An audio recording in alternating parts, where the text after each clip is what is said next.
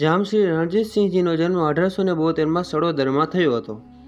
જામશ્રી વિભાજીના પુત્ર જસવંતસિંહ નિસંતાન મૃત્યુ પામતા 1907માં રણજીતસિંહજીને 34 વર્ષની ઉંમરે જામનગરના રાજવી બનાવાયા હતા. રણજીતસિંહજીએ પોતાનું શિક્ષણ રાજકોટની રાજકુમાર કોલેજમાં અને પછીથી ઇંગ્લેન્ડની કેમ્બ્રિજ યુનિવર્સિટીની ટ્રિનિટી કોલેજમાં લીધું હતું. ઇંગ્લેન્ડના પોતાના અભ્યાસ દરમિયાન તેમણે અભ્યાસ ઉપરાંત ક્રિકેટની પરદેશી ગણાતી રમતમાં એક દેશી રમતવીર તરીકે નામના મેળવી હતી.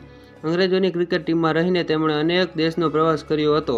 તેઓ રણજીના ઉલામણાથ નામથી પ્રસિદ્ધ થયા હતા. તેઓ નવાનગર રાજ્યના તો રાજા હતા, પરંતુ ક્રિકેટની રમતના શહેનશાહ હતા. ક્રિકેટની રમતમાં તેમણે મેળવેલી સિદ્ધિઓની સ્મૃતિમાં આજે પણ ભારતમાં રણજી ટ્રોફી નામની ક્રિકેટની હરીફાઈઓ મેચો રમાય છે. રણજીતસિંહજી જાડેજા 1907થી 1933 સુધી 26 વર્ષ દરમિયાન નવાનગર રાજ્યના શાસક રહ્યા હતા. તેમના આ શાસનકાળ દરમિયાન તેમણે રાજ્યનો વિવિધ ક્ષેત્રે વિકાસ કરી તેના આધુનિકરણના અનેક પગલાં લીધા હતા. તેમના એ કાર્યોને લીધે તેમને આધુનિક જામનગરના ઘેડવૈયા પણ કહેવામાં આવે છે. હવે આપણે જામશ્રી રણજીતસિંહજીના પ્રજા કલ્યાણ કાર્યો વિશે જાણીશું. જેમાંનું પ્રથમ કાર્ય જામનગર શહેરનું નવીનીકરણ અને આધુનિકરણ. તે સમયે તેમની રાજધાનીનું શહેર વધુ સ્વચ્છ અને સૌંદર્યપૂર્ણ બને તે તરફ તેમણે ધ્યાન આપ્યું હતું. તેમણે યુરોપના અનેક મોટા શહેરો જોયા હતા. તેની સુઘડતા, સ્વચ્છતા તથા વ્યવસ્થિત આયોજનથી તેઓ પ્રભાવિત થયા હતા. તેથી તેમણે પોતાની રાજધાનીના શહેર જામનગર, કે જે ગંદુ અને બિન આરોગ્યપ્રદ શહેર ગણાતું હતું, તેનું નવીનીકરણ કરવા અનેક પગલાં લીધા હતા. જૂના સાંકડા રસ્તા પહોળા કરાયા, તેને ડામરના બનાવાયા, રસ્તાના કિનારે ફૂટપાથ બાંધવામાં આવ્યા, પાકા રસ્તાની બંને બાજુએ સુશોભિત દુકાનો બંધવાઈ, કુલ 11 રસ્તા બંધવાયા. વિલાસ વૈભવ, જામ વિલાસ, પ્રતાપ વિલાસ, અમર વિલાસ, માન વિલાસ જેવા મહેલો બાંધવામાં આવ્યા. ઉપરાંત ફિલ્ટર હાઉસ, નવી યશોશાળા, Irwin hospital, Sumer club, railway station, Dayaram library, cricket bungalow, coach house, શાક માર્કેટ, ગ્રેન માર્કેટ, કાપડ માર્કેટ, કરાસિયા બોર્ડિંગ, સંસ્કૃત પાઠશાળા વગેરે બાંધકામો કરવામાં આવ્યા હતા. આ બધા બાંધકામોને લીધે શહેર એટલું સુંદર અને સોહામણું થયું તથા રમણીય બની ગયું કે તે સૌરાષ્ટ્રનું પેરિસ ગણવા લાગ્યું. બીજો સુધારો, વહીવટતંત્રમાં સુધારા. વહીવટતંત્રને આધુનિક સ્વરૂપ આપવામાં આવ્યું. કાર્યક્ષમતા, નિયંત્રણ અને પ્રજા સાથે નિકટનો સંબંધ સ્થાપવા સેક્રેટરી પદ્ધતિ સ્થાપી. 4 સેક્રેટરી નિમાયા, જે મહેસૂલ, રાજદ્વારી, સામાન્ય વહીવટ અને હજૂર કાર્યાલયનો વહીવટ સંભાળતા હતા. ત્રીજો સુધારો, ખેડૂતો અને ખેતીના વિકાસ માટેના રાહતના પગલાં. રાજ્યની વસ્તીનો મોટો ભાગ ખેડૂતોનો હતો, તેથી તેના કલ્યાણ માટેના પગલાં લેવામાં આવ્યા હતા. મહેસૂલમાં ભાગબટાઈના બદલે રોકડ પદ્ધતિ દાખલ કરી જમીન ઉપર ખેડૂતોનો હક માન્ય રખાયો. વેટ પ્રથા નાબૂદ કરી મેડિકલ કૃષિ ફાર્મ બનાવાયું. સિંચાઈ માટે કૂવા અને બંધ માટે મોટી રકમ ખર્ચવામાં આવી. નવા કૂવા દીઠ આર્થિક સહાય અપાઈ. ખેડૂતોને કરજમાં રાહત આપવા માટે ખેડૂત રાહત ધારો પસાર કરાયો.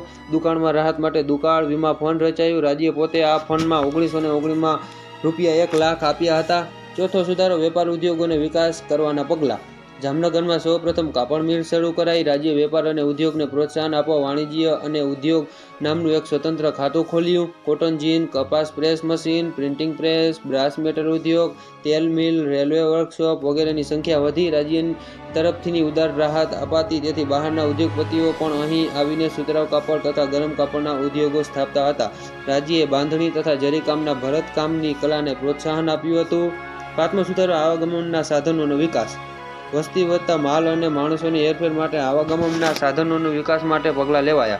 1910માં ગાયકવાડ સરકાર સાથે ભાગીદારીમાં જામનગર દ્વારકાની રેલવે લાઇન નાખવામાં આવી. જામનગરથી બેડી બંદર સુધીની રેલવે લાઇન પણ નાખવામાં આવી. રેલવે અને બંદરના વિકાસને પરિણામે રાજ્ય વેપાર અને વાણિજ્યનો વિકાસ ખૂબ સારી રીતે કરી શક્યો હતો. છઠ્ઠો સુધારો, શિક્ષણ ક્ષેત્રે વિકાસ. રણજીતસિંહે ઉચ્ચ શિક્ષણ મેળવેલું, તેથી તેઓ શિક્ષણના મહત્વને સમજતા હતા. શિક્ષણના વિકાસ માટે તેમણે પગલાં લીધા હતા. તેમણે 1911માં પ્રાથમિક શિક્ષણને અને 1916માં માધ્યમિક શિક્ષણને મફત કરી શિક્ષણના વિકાસને વેગ આપ્યો. વિદેશમાં ટેકનિકલ ઉચ્ચ શિક્ષણ મેળવનાર જેના વિદ્યાર્થીઓને શિષ્યવૃત્તિ પણ અપાતી હતી. સાતમો સુધારો, આરોગ્ય વિષયક સુધારા.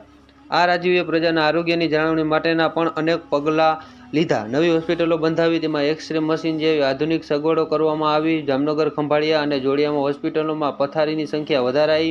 1933માં જામ રણજીતસિંહે ઇરવિન હોસ્પિટલ સ્થાપી, જે હાલ ગુરુ ગોવિંદસિંહ હોસ્પિટલ અને મેડિકલ કોલેજ તરીકે ઓળખાય છે. આઠમો, રજ જયંતિ પ્રસંગે પ્રજા કલ્યાણના કાર્યો. 1932માં જામ રણજીતસિંહના શાસનના 25 વર્ષ પૂરા થતાં પ્રજા દ્વારા તેમના શાસનની રજ જયંતિ ઉજવવામાં આવી હતી. ત્યારે રાજવીની રજત તુલા કરાઈ હતી. તે ચાંદીની કિંમતે જેટલું ધન રાજવીએ પ્રજા કલ્યાણ માટે વાપરવાની જાહેરાત કરી હતી. અંતે મૂલ્યાંકન. જામ રણજીતસિંહનો 26 વર્ષનો શાસનકાળ અત્યંત મહત્વનો ગણાય છે. જામનગર શહેરના નવીનીકરણ અને આધુનિકરણ માટે કરેલા તેમના કાર્યોથી તેઓ પ્રજાપ્રિય રાજા બન્યા હતા.